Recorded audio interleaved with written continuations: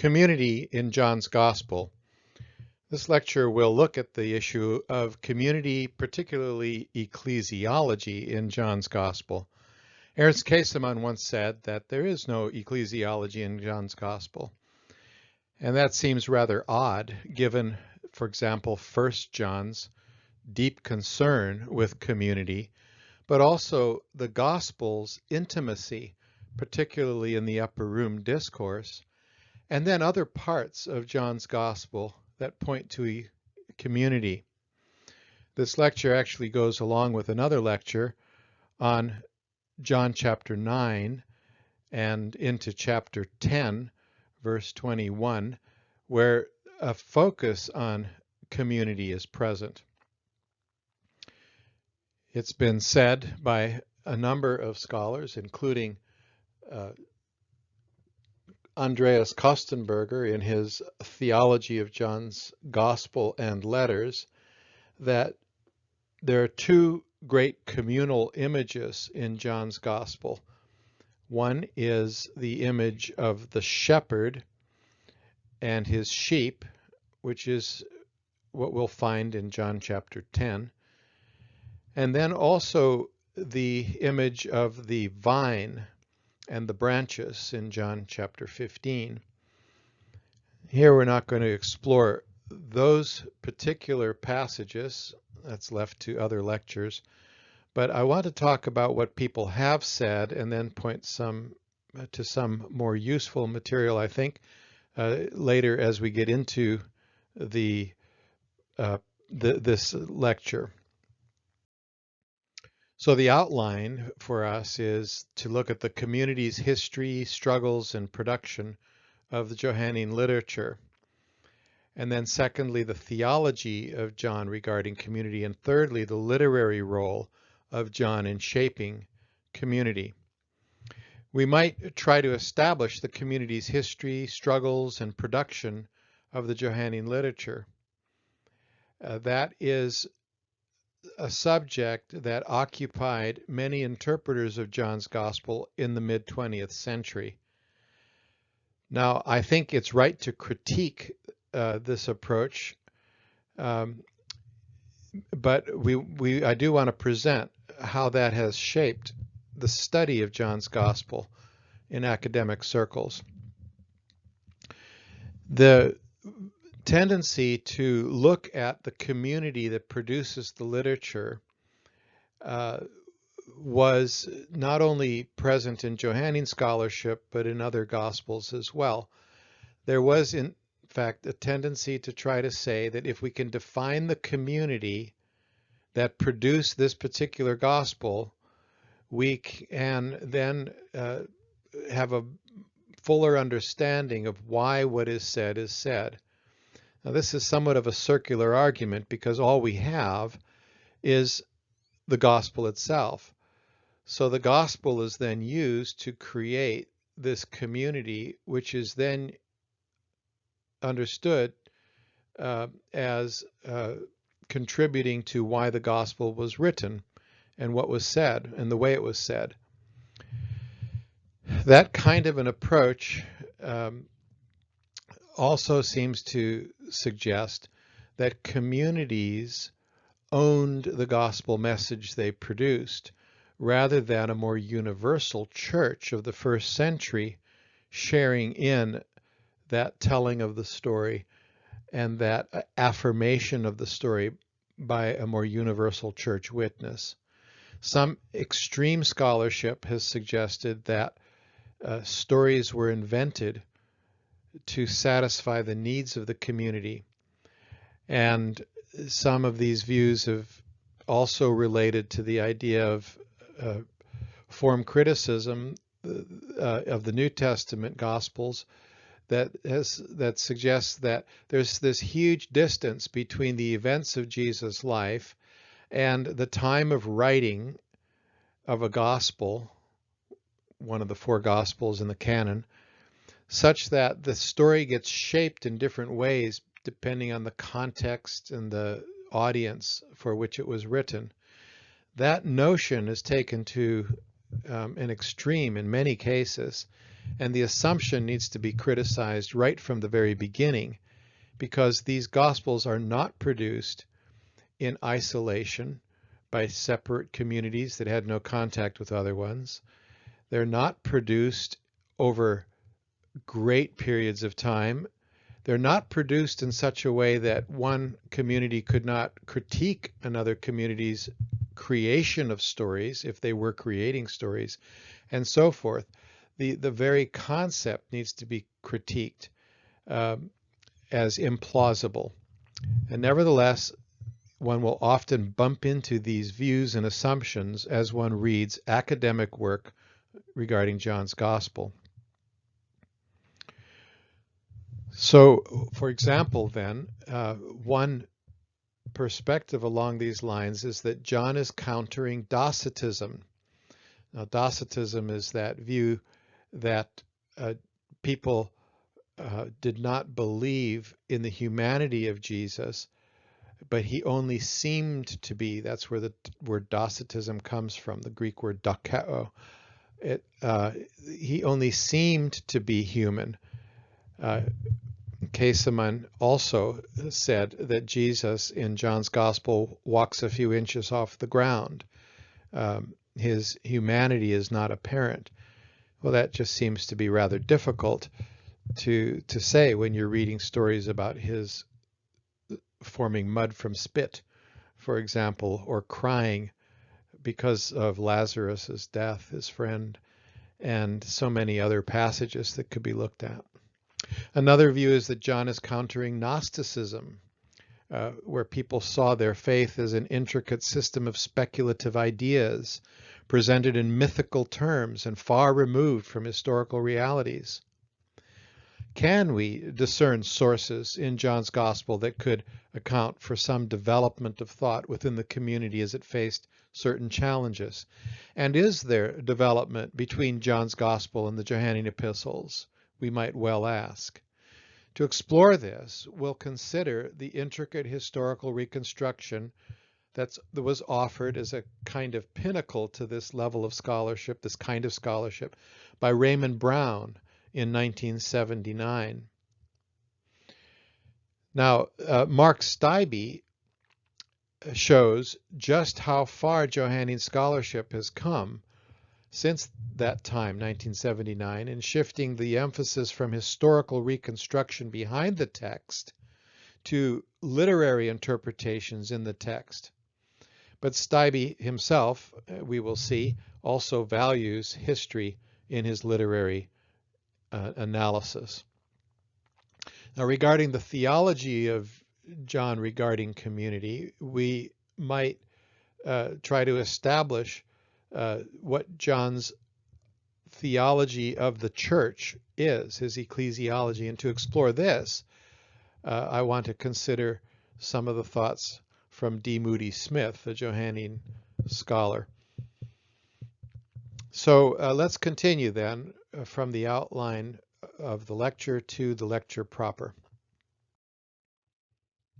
So we're going to look at attempts to establish a development behind the text related to an understanding of the community and its issues for John's Gospel. And we might go back to Rudolf Bultmann. Bultmann talked about a sign source, a semea quella. He said that source for John's Gospel was a collection of signs attributed to Jesus. Remember, there is an enumeration of two signs in chapter 2:11 and 4:54, both signs related to Jesus' ministry in Cana. And then there is reference to signs that Jesus did in this sign source, other language of signs in what we find in John's Gospel, the first part, the public ministry of Jesus. Then there is indication of unrecorded signs. This comes at the end of the public ministry in chapter 12, verse 37, and also at the conclusion to the book that we get in chapter 20, verse 30. Jesus did other signs that are not recorded. And then Bultmann saw this source, this sign source, as of little historical value since it's largely miraculous.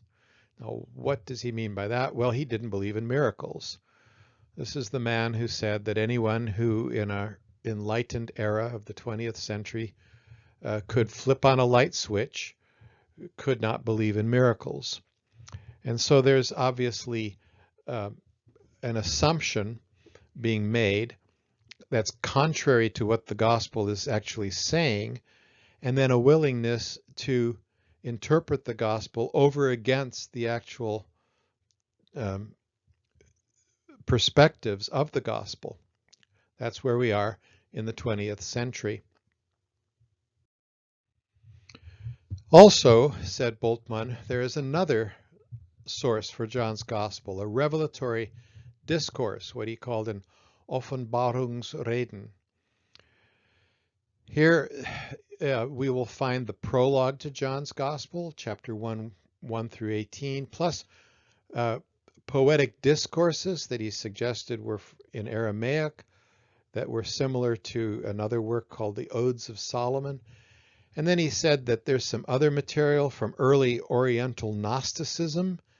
Bultmann was one of those scholars that believed that you can talk about Gnosticism in the 1st century, whereas we really only encounter it in the 2nd century. And then he also said that this revelatory discourse was translated and Christianized, right? We've got a Gnostic literature here and poetic discourse that needs to be Christianized, and then also demythologized, that is, given historicity in the life of Jesus. So when we read the gospel, we read it as though it's telling us events in an historical life of Jesus. So the concepts, like these poetic concepts, take for example the prologue, need to be given some kind of historical form. That's what he means by demythologizing them. Now, this is invented history for Bultmann. This is an extremely radical perspective and highly, highly speculative. But this became the standard perspective that needed to be discussed and either accepted or reacted against. This is in the background of a lot of Johannine scholarship in the 20th century.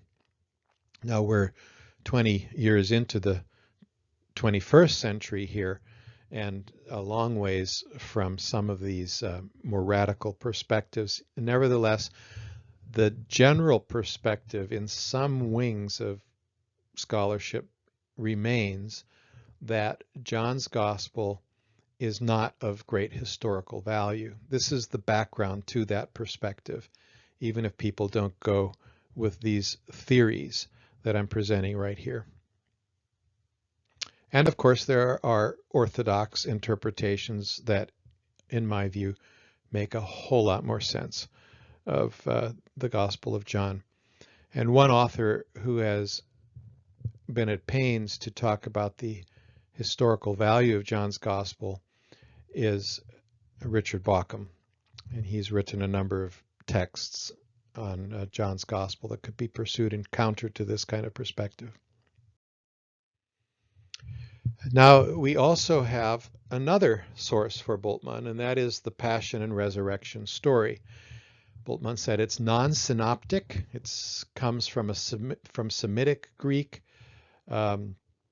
It's not to be read as dependent on the Synoptic Gospels. He also said that John was a converted Gnostic and a disciple of John the Baptist who wove together the above sources, those three sources, and he wove them together in a less Semitic form of Greek. So here we're introducing into the idea something about the individual author and also differences between the type of Greek that is being used. Bultmann went further and said this gospel then fell apart, and an ecclesiastical redactor tried to patch it up. You can imagine someone just dropping loose papers on the floor, as it were, and trying to figure out what order they came in to get the idea that he's trying to portray here. Not saying that that actually happened, the dropping on the floor, but rather that this somehow didn't remain in the form in which it was originally written, and then it got patched together by some redactor after this John, this converted Gnostic and disciple of John the Baptist. And this redactor then also erased the remaining Gnostic tone by adding sacramental material and material about future eschatology and harmonizing historical details with the synoptic gospels.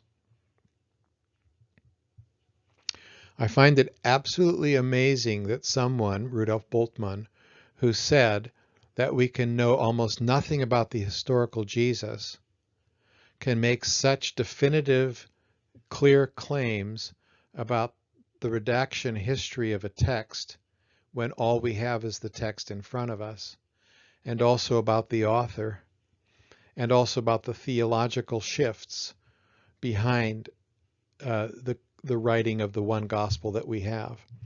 It's an absolutely amazing willingness to claim certainty through academic reasoning over against the text that's right in front of us. Now, another scholar writing in 1968 was J.L. Martin. He wrote History and Theology in the Fourth Gospel. And others have often followed Martin's argument in this book, like, for example, Raymond Brown. Both accept the idea that behind John's Gospel is what went on in Jamnia in the 90s. Remember, Judaism encountered a crisis in 70 AD when the temple was destroyed, and the Romans beat the Jews in the First Jewish War of 66 through 73. Judaism had to come back together in some way after the destruction of the temple. And certainly the Sadducees, who were the priests and represented Judaism around the temple, couldn't carry Judaism further after that destruction. And it was really left to the Pharisees to define Judaism around the law, and then the rabbis that succeeded them. During this redefinition period of Judaism, you have a council in Jamnia in the 90s, which came up with 18 benedictions to the synagogue service. The 12th benediction is a benediction that excludes Christians from the synagogue. And this then, Martin and Brown and others have argued, is what we find in John's Gospel. So note, the date doesn't fit with Jesus' own ministry. It fits rather with what's going on around about the 90s, the exclusion of Christians from the synagogue. So in passages like John 9:22 and 12:41 and 16:2, where we read that someone was thrown out of the synagogue, we have to read, according to them, that this is being read back into the life of Jesus from the present circumstances of the audience receiving John's Gospel being written in the 90s. So here is creating history in Jesus' life that has meaning to people living at the end of the first century. Now, others have criticized this, and well they should have. Lawrence Schiffman, for example, says that only some Jewish Christians were excluded with the benediction, that is, those with a role in synagogue leadership. Reiven Kimmelman has said that separation was not irreparable. The wording was not decided in the 18 benedictions at this period in history, but only later, after the writing of John's Gospel. And Martin Hengel, I think, has a stronger argument for us to consider. He said Christian expulsions from the synagogue began early with Hellenists already, as we read in the book of Acts, Acts chapter 6 through 8. And then they continued, we can read in Paul's ministry. His churches formed due to his own expulsion from synagogues, and also others who came to believe in those synagogues would have to leave with him.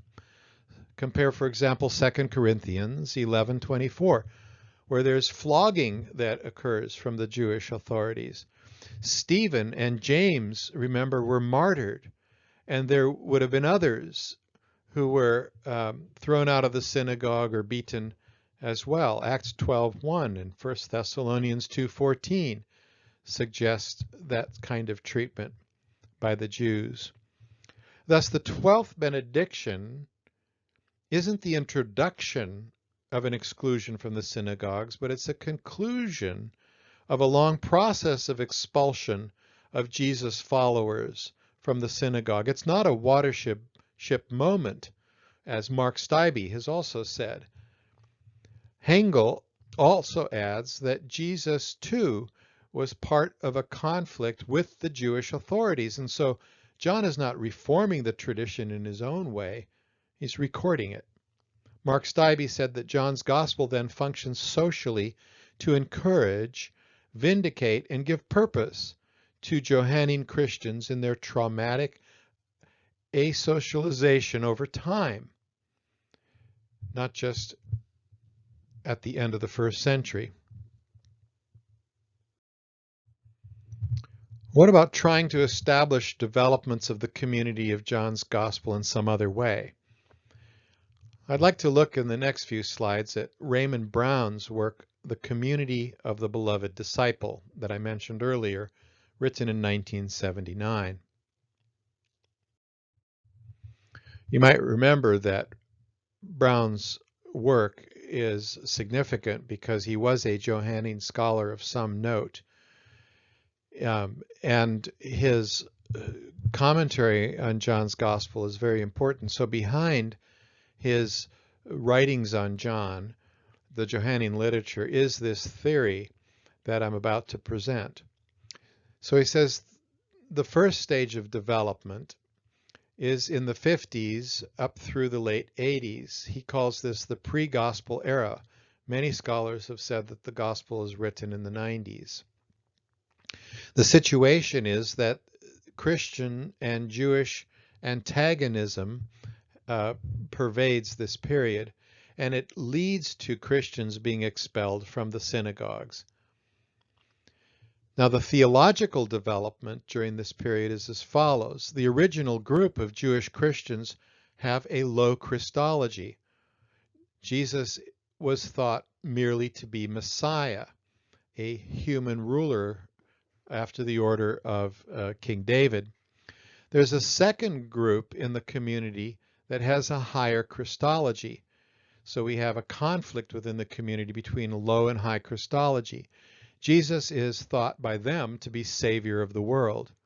This group is seen in chapter 4, verse 4 through 42, and is accepted by the first group.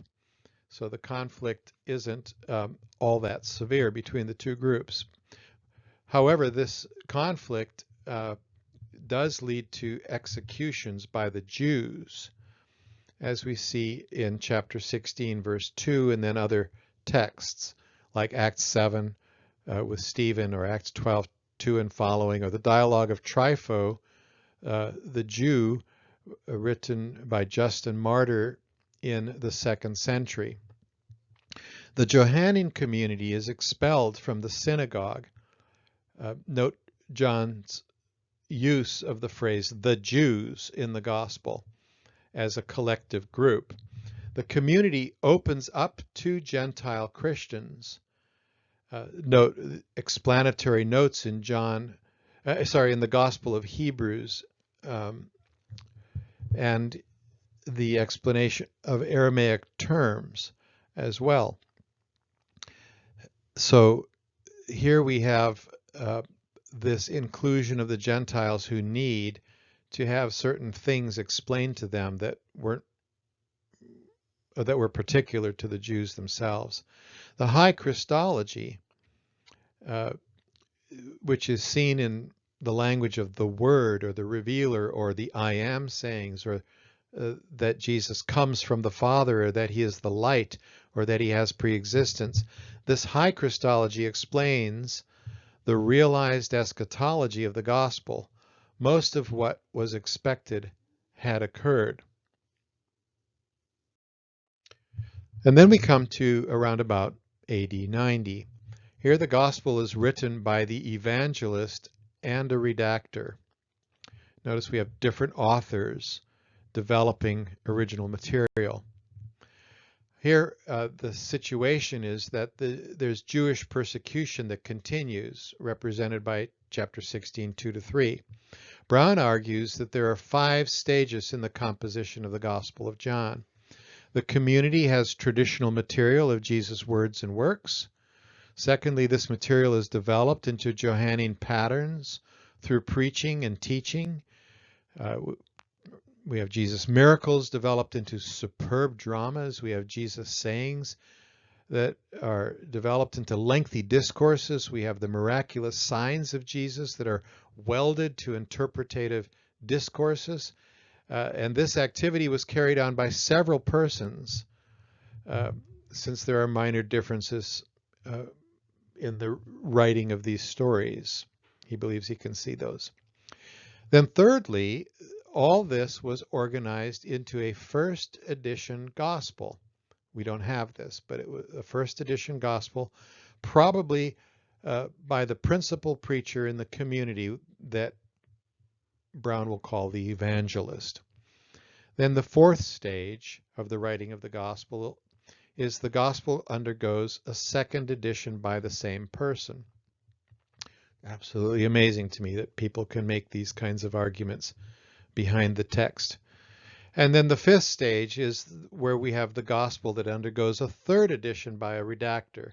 It's an awkward edition. There are intrusive passages. It duplicates material, and therefore we can say that there's some clumsy editing going on. The redactor added chapters 15 to 17. This is the second of the discourses in the upper room. Remember, chapter 14, verse 31 ends with Jesus saying, "Let's go," and then they don't go, and we have a repetition of some similar ideas in 15 and 16 to what we found in chapter 14. There's also the addition of chapters 11 and 12. He suggests that chapter 10, 40 to 42 was the original ending to the public ministry of Jesus. And then the Jews, that phrase, the Jews, is used differently when we move into chapters 11 to 12. This final redactor shifted the original material. The temple cleansing was replaced by the Lazarus story at this end of Jesus' public ministry. The Eucharist material from the Last Supper was put into chapter 6, Jesus' feeding of the 5,000 and his discourse after that. And then he also brought out the latent sacramentalism that we find in the gospel and included another ending, chapter 21. And probably he's also the one who included the prologue to John's gospel. So we have these 5 stages to the writing of the gospel, different authors and different material being added. Now, what's going on in the community around this?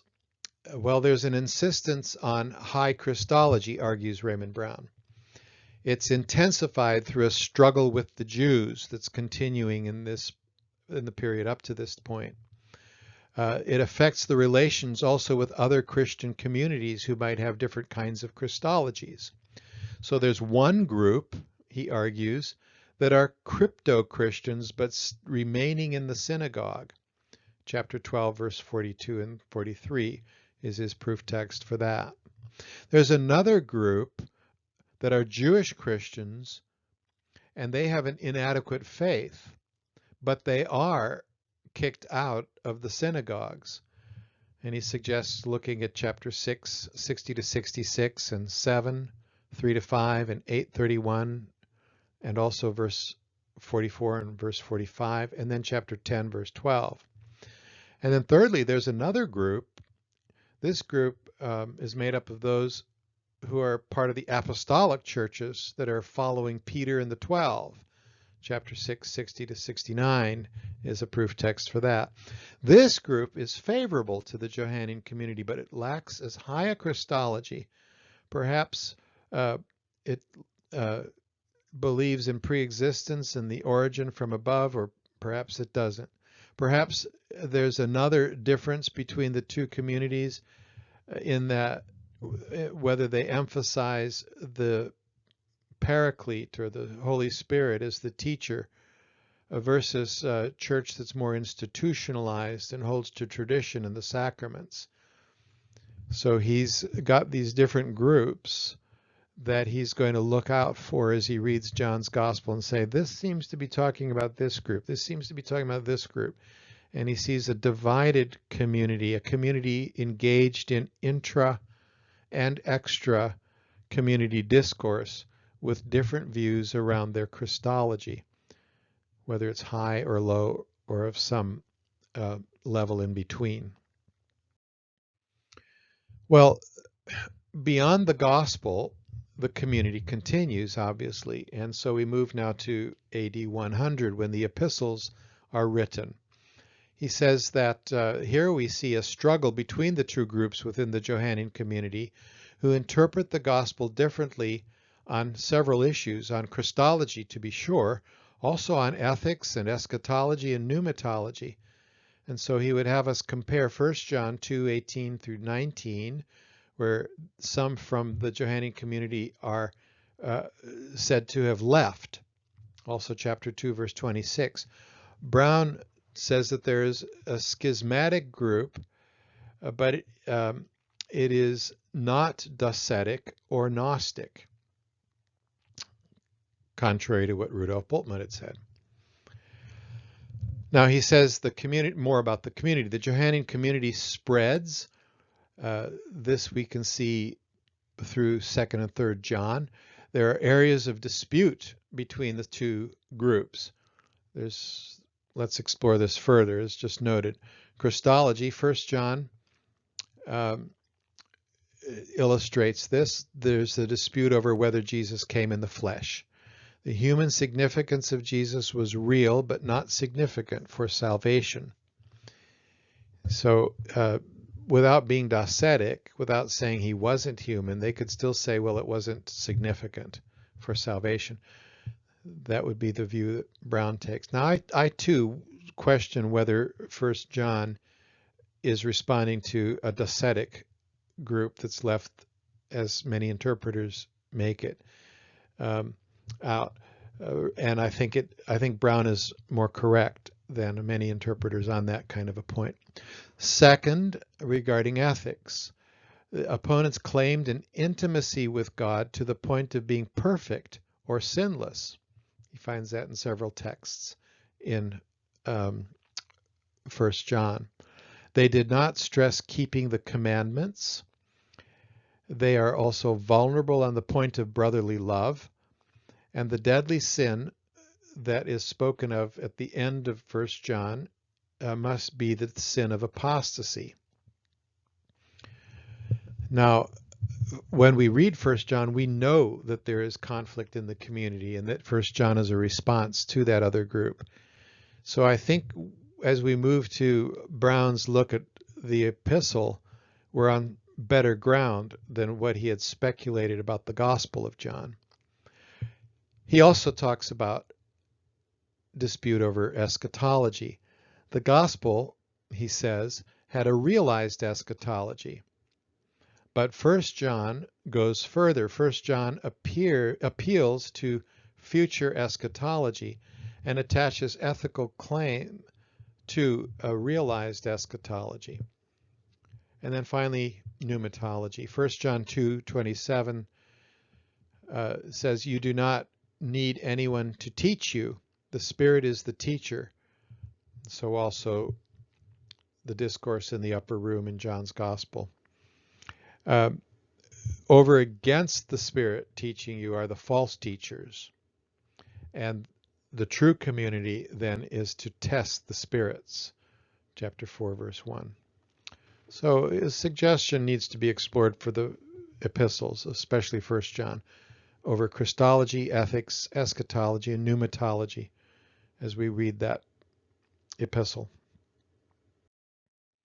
And then finally, Brown talks about a period after 100. There are two Johannine groups, as we've seen, but they now divide. There are the cessationists that we read about in 1 John 2:19, and they become Docetists, Gnostics, Cerinthians, Montanists, and the Johannine group then becomes what's known as Orthodox Christianity. Now he groups a large number of groups together here. The grouping of the Montanists with Gnostics is rather radical. Why would they be grouped together?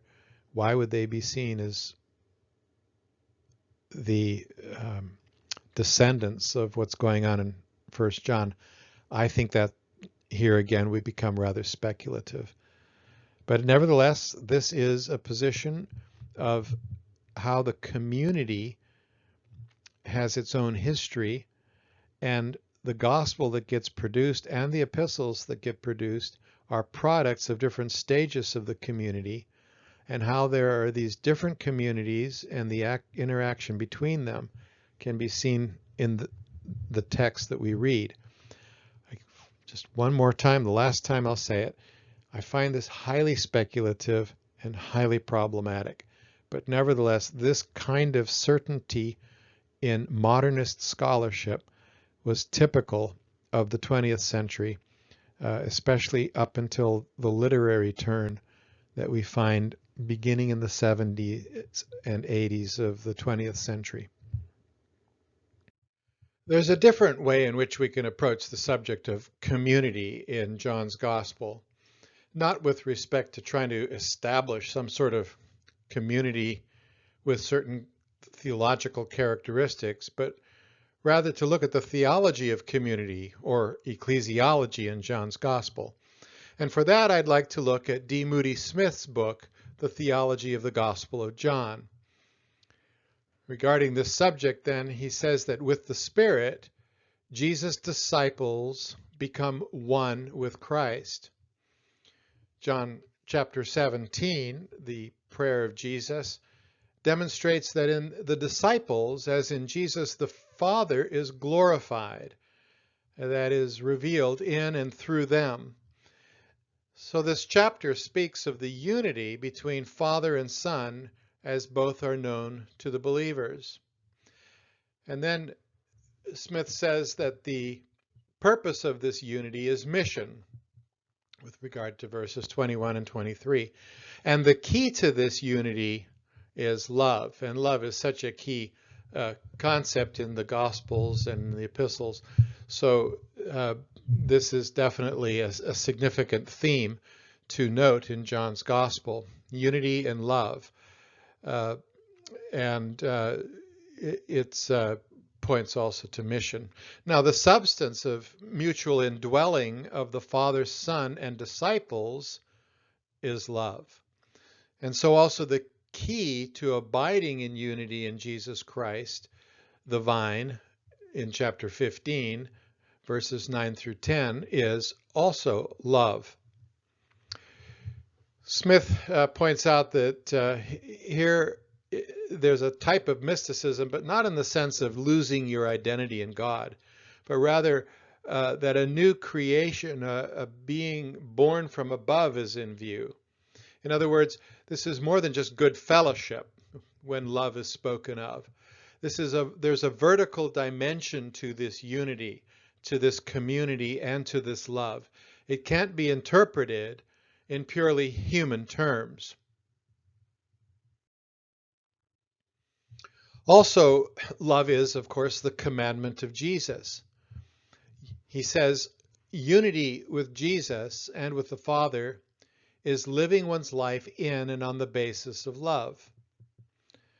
Also, what Jesus commands of his disciples is love, chapter 13, verse 34.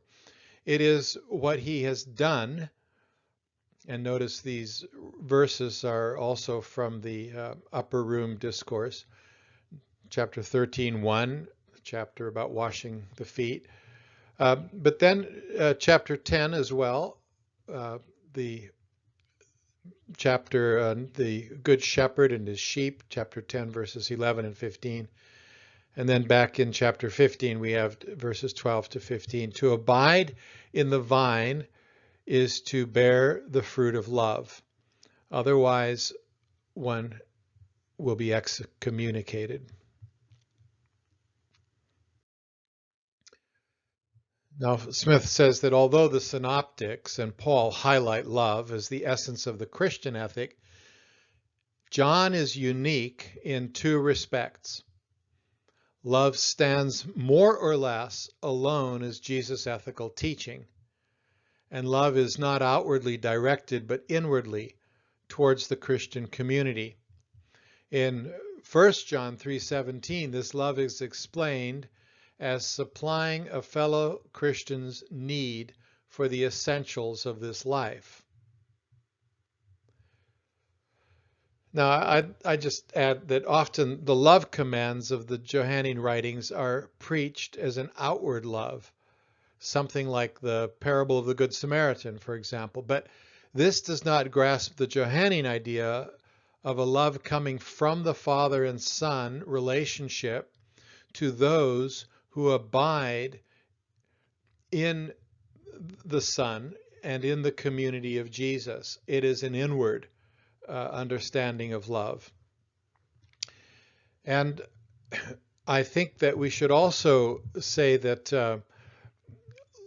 the ethical teaching of Jesus is not only about love, but also about obeying the commandments of Jesus. And if we are to understand Jesus in his relationship to the Father, in the way that John expresses this, I don't think it's wrong at all to understand those commandments of Jesus with respect to the commandments of God in the Old Testament. In other words, Jesus is so identified with the Father that what the Father has commanded are also the commands of Jesus. So how do we then relate the commands of the Old Testament to this idea of love? Well, it's all over the place, both in the Old Testament and in the New Testament. To obey the commandments of God is to love God, we learn in Deuteronomy 6, for example. And when Jesus captures the law and the prophets with respect to loving the Father and loving your neighbor as yourself, in, for example, Matthew chapter 22, in the Synoptic Gospels, we can understand that there's a relationship between love and obeying the commandments.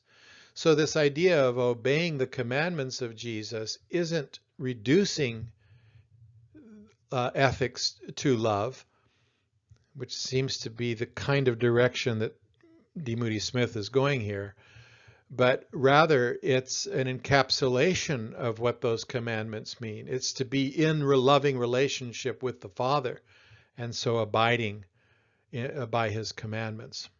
So with that, I would say we need to make a slight correction here. Now, life is also seen as an eschatological gift and goal, says D. Moody Smith. The eschatological goal in John is life or eternal life. We see this a number of times in John's Gospel, also in 1 John 1 through 2.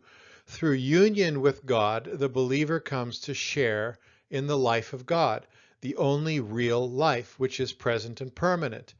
And future death and persecution will not take this life away. there is a future resurrection, although Jesus is already the resurrection and the life. We already enter into that life.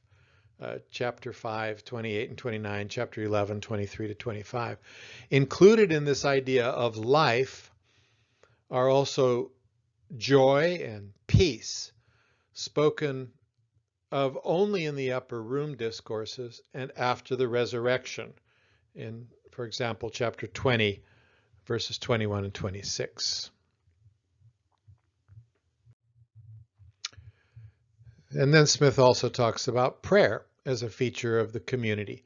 Jesus' departure evidently opens up the possibility for prayer in his name for the first time, chapter 16, verse 24. He will give them what they ask for in his name, we read in 14:13 and 14, 15:16, 16:23 and 24. Prayer represents then an aspect of the unity spoken of in this gospel. It involves participating in the same love that the Father has for the Son and that the Son has for the Father as they love Jesus and one another. Chapter 15, 21, 24. The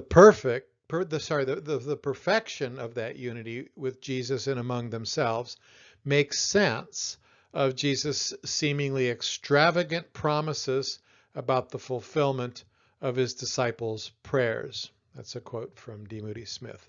The perfection of that unity with Jesus and among themselves makes sense of Jesus' seemingly extravagant promises about the fulfillment of his disciples' prayers. Now, as to ecclesiology, Moody Smith says that John, like Paul, with his imagery of the body, speaks of the church unified in reference to the image of a vine.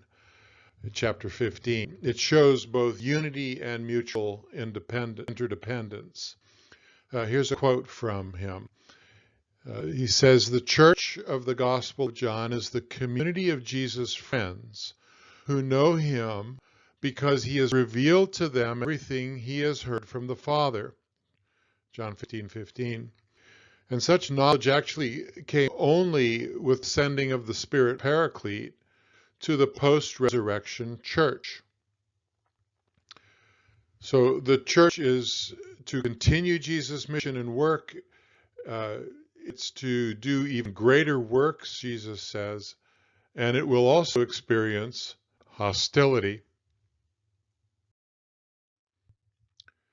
Now, as to this question of sacraments in the Gospel of John, there's been a lot of discussion, and Richard Bauckham has pointed out in his Gospel of Glory that there are all different positions, from no sacramentalism in the Gospel of John to a heavy amount of sacramentalism in the Gospel of John around the sacraments of baptism and the Lord's Supper, the Eucharist.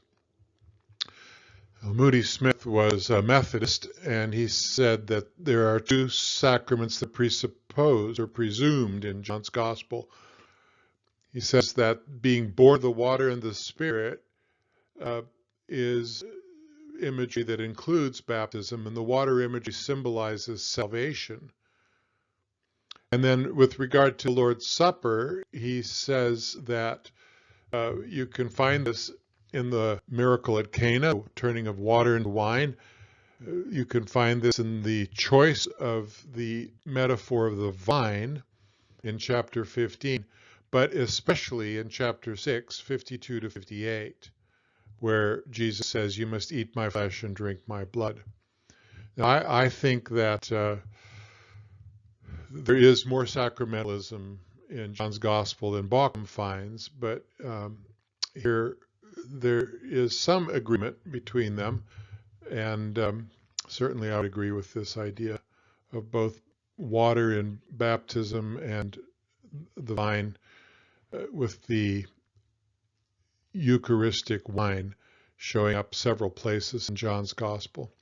Moody Smith says that John's Gospel says so much about the believer's faith and obedience, and this is especially in the farewell discourses, but also in that chapter 6, verse 63, that there is no thought of the sacrament guaranteeing salvation.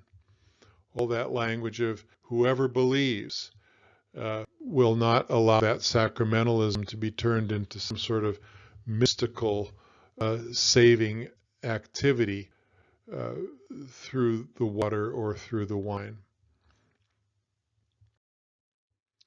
Now, I'd like to look at Mark Steibe's work in 1992 called John as Storyteller, Narrative Criticism of the Fourth Gospel. Steibe actually looks at different kinds of criticism, but he's especially interested in John as storyteller, in the narrative dimensions, and he especially looks at the passion narratives. And so he looks at storytelling in various ways, various aspects of how you can apply narrative criticism in terms of literature to the fourth gospel. He talks about, for example, storytelling, narrative work in John's gospel, and social identity. He says that, for example, that there is a connection between social identity and narrative through remembering, through imagination, and through storytelling. We develop a sense of identity. Here's a quote from him. He says, "Our sense of identity is the result of a complex and often lifelong process in which the memories are identified," that's remembering, "and fused," that's imagination, into an identity-enhancing narrative," that's storytelling. This, in turn, stands in a dialectical relationship with society. And he references others who've gone before him in making those arguments, particularly Berger and Luckman. Social relations can crystallize, maintain, or modify identity, says Berger, and social identity can be shaped by individual identities. And Berger states that community's sign system that imparts meaning and identity is linguistic. So in this way, a community symbolic universe gets constructed out of the storytelling. Steibe says, once a community has established a sense of tradition and a sense of corporate identity, the most common way of articulating those things is through narrative forms such as myth, legend, saga, and history. So there's a relationship, the very simplest way to put this, there's a relationship between the community's social identity and the stories that the community tells. Further, in regard to storytelling, storytelling helped incorporate one's own biography into the narrative, and then the gospel narrative is there to help the community remember, imagine, and combine their understanding into a storytelling.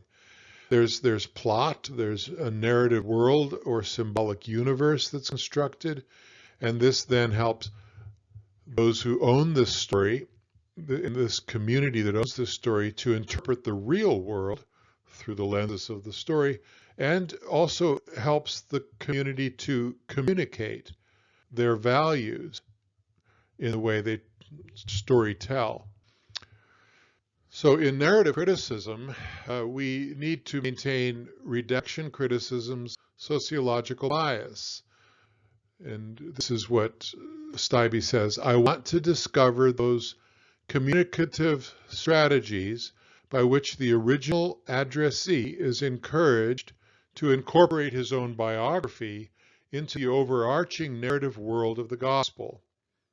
In the paradigm offered here in his thesis, gospel narratives are seen as the result of a complex procedure comprising remembering, imagining, and storytelling. Through particular social pressures, the evangelist takes on the role of spokesman in the community.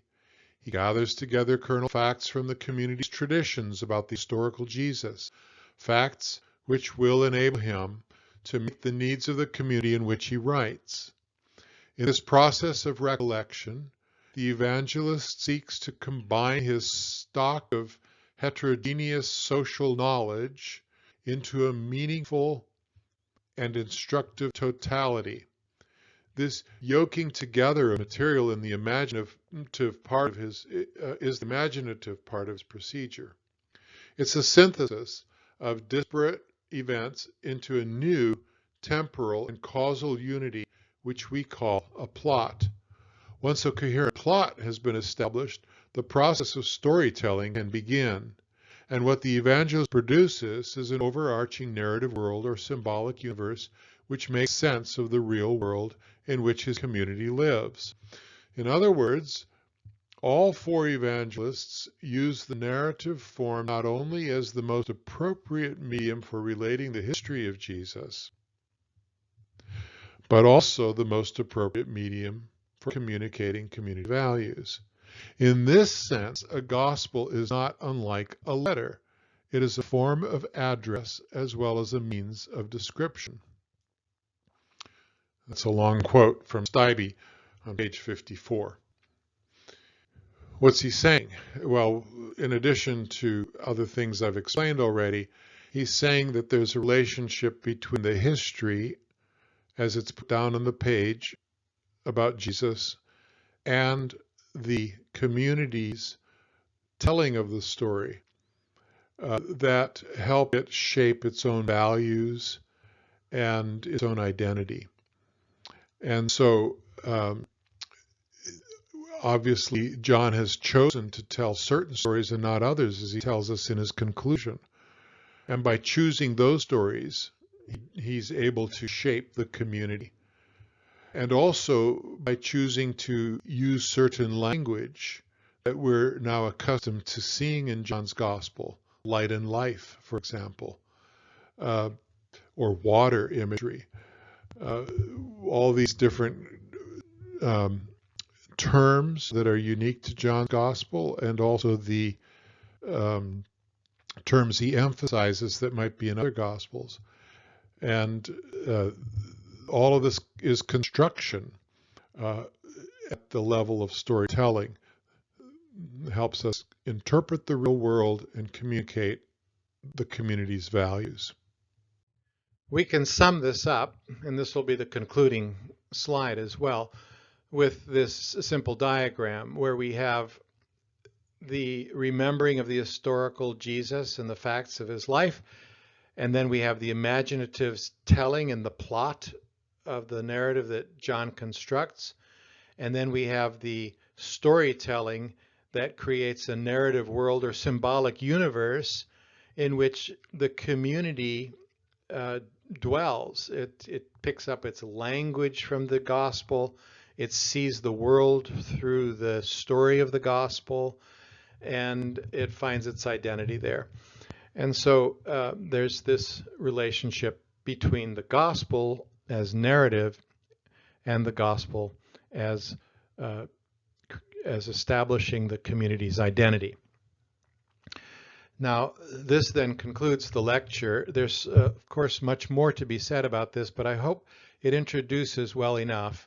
There are different aspects in which we can talk about ecclesiology. One is the theory that behind the text we can reconstruct the community of John, both the gospel and the epistles of John.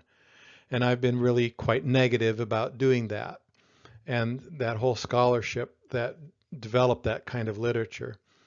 But we can also talk about the theology of the Gospel of John as we read it as literature, and that does get us further, I think, to say things that are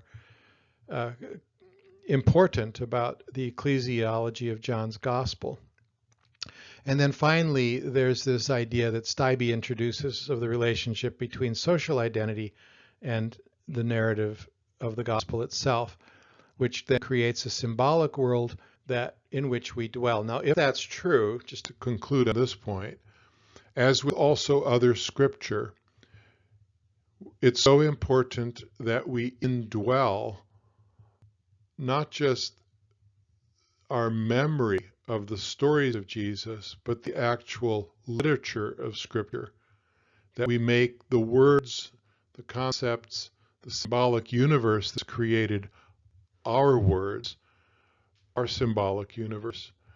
And that needs to happen in the traditioning of the faith that takes place through what we hear, what we read, what we talk about in our music, in our prayers.